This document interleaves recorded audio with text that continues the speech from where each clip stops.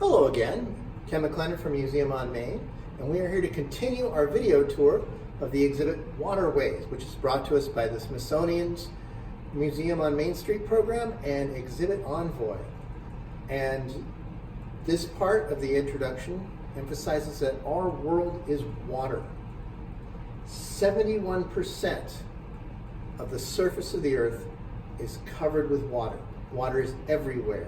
It's on the ground, it's in the air, it's in the earth beneath us, and it's even in us. 60% of the human body is made of water. Now, the Earth's water is basically a fixed quantity. It changes form from solid to liquid to gas and back again, and it moves from place to place. But for all practical intents and purposes, it's the same amount, which is about 327 quintillion gallons. Quintillion, that's 18 zeros.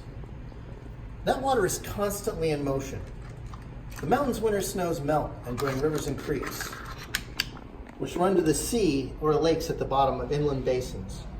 Summer heat turns liquid water to vapor, which eventually condenses to form rain, or in cooler weather, snow.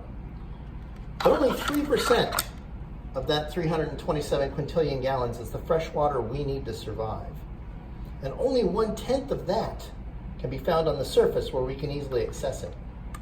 Surface water serves 86% of the US population, with groundwater drawn from wells covering most of the remainder. The paths water takes as it moves create watersheds, which are like big funnels that collect water as it flows downward.